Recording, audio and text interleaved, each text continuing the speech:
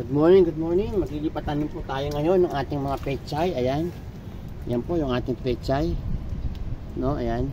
Ilalagay natin yan doon sa bakod, paikot. Ayan, paikot po dyan sa bakod na yan. Hanggang doon, paikot, doon. No, punuin natin yan ng ating pechay at lettuce. Simulan na natin.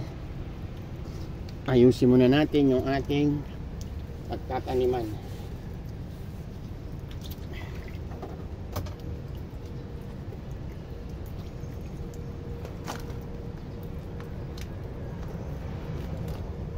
Ito dati, pinagtaniman na to dati, kaya tataniman natin ulit ngayon. Ito lang po yan.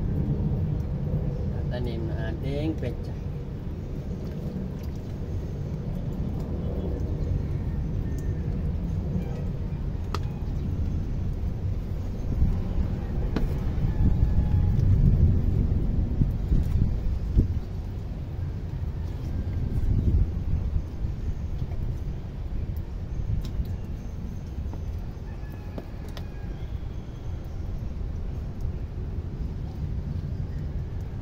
Tanim po natin dala-dalawa para kung mamatay man yung isa po yung isa, pero normally mabubuhay lahat yan. Mataba po yung ating lupa.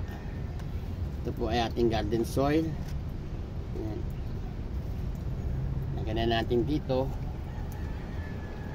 Ayan. Meron siyang tubig doon para hindi siya matuyuan. Ayan, may tubig po yan. Ating fertilizer na organic. Ayan po yung ating pong mga ibang tanim, buhay na po. Ayan, halo-halo na po sila dyan. Yung ating mga cherries, dami nahihinog na. Ayan,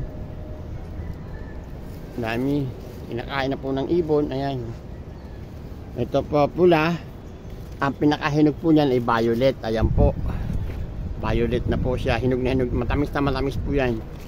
Yan po kinakain ng mga ibon.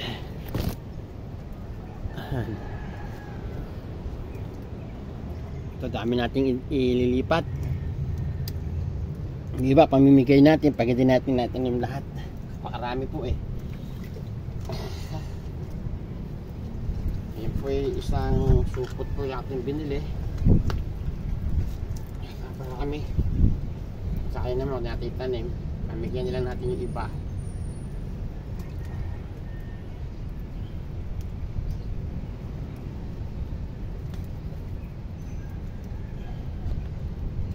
Lamang po, tusok na ito, napakalambot po ng lupa, napakataba.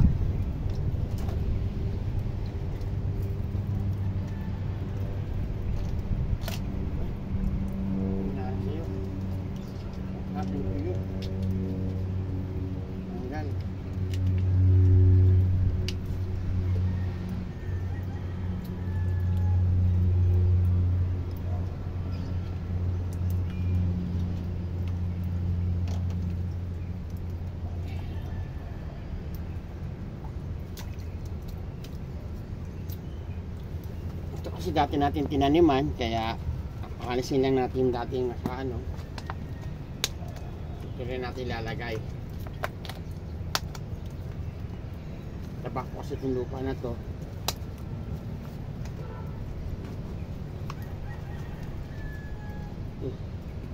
Goodness.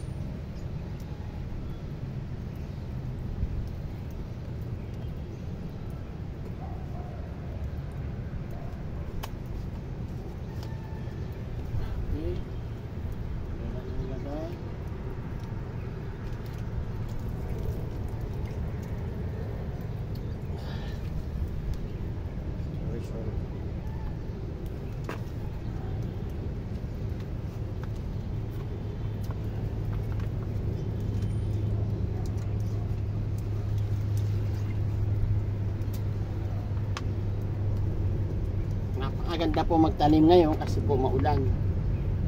Buhay na buhay po ang ating halaman, di siya agad mainitan kasi bagong lipat. Kaya tinaimingan ko po umulan. Maghapon po yan maulan. Kung gusto ng pechay, matubig.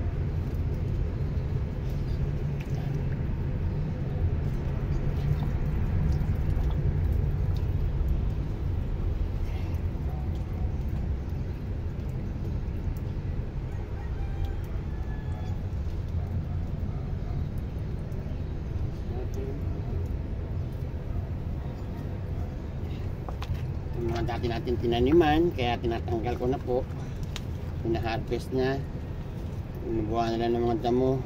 So taniman natin.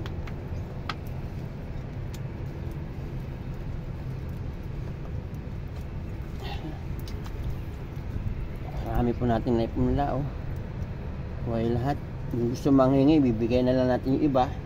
Kasi marami pa akong lettuce. At naman, sa taba po ng lupa kasi nabuhay lahat. Wala pong nasayang sa ating mga buto na ating pinunla. Lahat po nabuhay. Excuse me. Dalawa po ang ating nilalagay para sigurado na may mabubuhay. Pero sure naman, buhay naman yung lahat. Para maganda tingnan, kumpol.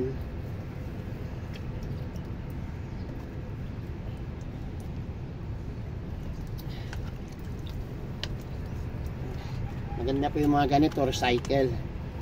Hindi po ito nababasag, hindi natutunaw, hindi nabubulok. Itong ating plastic na recycle.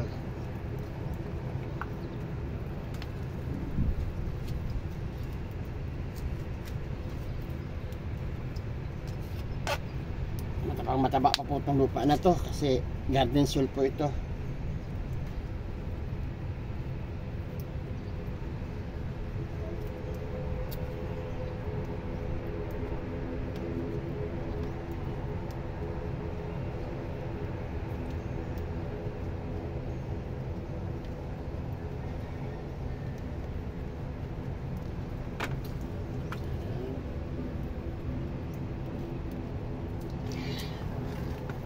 Kami po lumubog.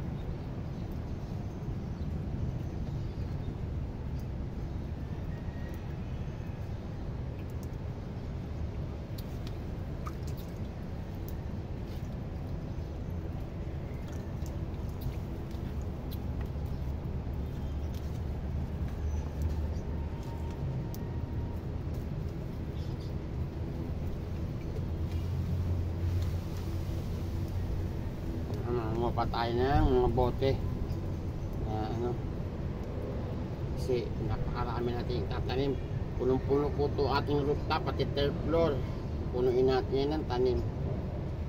Sarap po, napakasarap po magtanim ganito maulan-ulan, lalo't na tayo po nasa rooftop. Kailangan natin talaga ulan. So ayan na po, nailagyan na natin sila. Ayan, tuloy-tuloy na po yan, mga 30 days pwede na i-harvest yan. Tutuloy-tuloy na natin hanggang doon. Ayusin muna natin, ha. So ayan, pakita ko lang mga halaman ko, malusog na malulusog. Ayan, mabunga ang ating berries na kinakain ng ibon, lovebird, lumadalaw dito. Yung ating ubas patuloy na po namumunga. Ayan, ang ating pong lettuce na green at apula. Ayun yung lettuce na green. Dami po natin pupunla. Ayan, pupunuin natin lahat yan. Yan, dyan. Papunta ron. Ayun. Tatanggal natin lang. Pupunuin natin. Buhay na po ang ating mga tinanim. Ayan. Ating magandang halaman. Ayan po yung ating mga tanim. Yung ating ubas. Ayan, may bunga na po.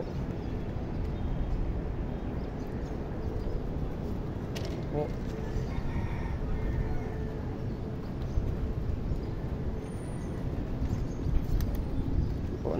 Na ating tanglad, marasug na. Ating aloe vera, sili, ayun. So ating yung melon, ayan. Bakaliit pa, namumulaklak na. Ayan, melon po yan, namumulaklak na. Itatabi natin yan doon sa bakod para doon siya mamunga. no? So sige, tayo magkaayos muna ng mga bote. Ayusin natin muna yung mga bote, no? So mamaya na lang ulit natin magpupunla na. Maulang araw po sa atin lahat, at God bless you all. Masayang paghahalaman. And then please subscribe my YouTube channel, Organic Rooftop Gardening ni Manu Jun. Like and share. Maraming salamat po. Bye bye.